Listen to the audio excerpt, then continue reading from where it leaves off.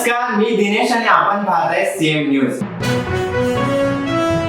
पुण्यातील कुख्यात गुंड शरद मोहोळ याच्यावर गोळीबार झाला आहे.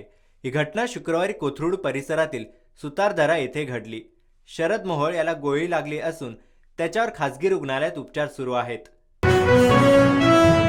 आमदार रोहित पवार यांच्या बारामती ॲग्रो कंपनीवर केंद्रीय तपास यंत्रणांनी आज छापेमारी केली. बारामती ॲग्रोच्या 6 कार्यालयांवर ईडीकडून तपास करण्यात येतोय. आमदार कांबळे यांनी पोलीस कर्मचाऱ्याच्या कानशिलात लगावली. यावर स्पष्टीकरण देताना ते म्हणाले, मला माहीत नाही तो कोण होता.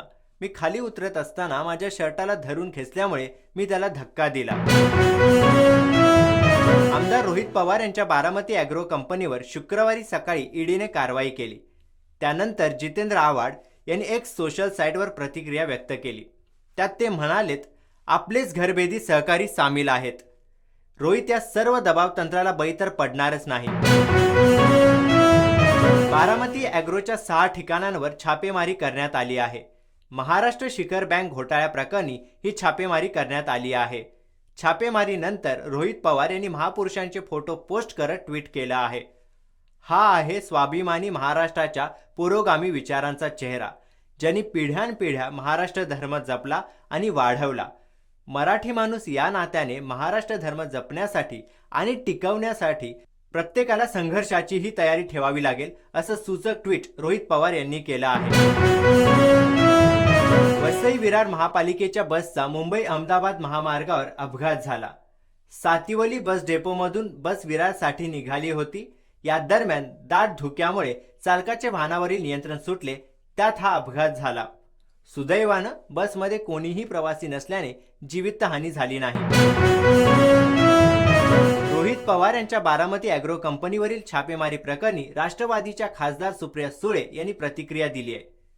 हे आमच्यासोबत पहिल्यांदा होत नाहीये. राजेंद्र पवारांच्या कंपनीवरही छापा टाकला आहे, असं सुप्रिया सुळे यांनी म्हटलं.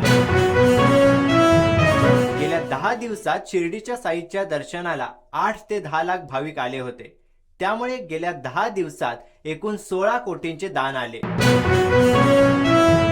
सध्या मनोज जरांगे पाटील यांचा मराठा संवाद दौरा सुरू आहे आणि त्यांच्या दौऱ्याला चांगला प्रतिसाद मिळत आहे. छगन भुजबळ हे मड्यावरच्या टाळूवरचे लोणी खातात आणि भुजबळ हे खाऊन खाऊन बोक्या झाला आहे, असे थेट जरांगे पाटील यांनी म्हटले आहे. आम आदमी पक्षाने सध्या तुरुंगात असलेले खासदार संजय सिंग यांना पुन्हा एकदा दिल्लीतील राज्यसभेची उमेदवारी दिली आहे. 27 जानेवारीला संजय सिंग यांची राज्यसभेची टर्म पूर्ण होत आहे, तर 19 जानेवारीला ही निवडणूक पार पडत आहे. या बुलेटिनमध्ये इतकंच, परंतु आणखी अपडेटसाठी पाहत राहा सीएम न्यूज.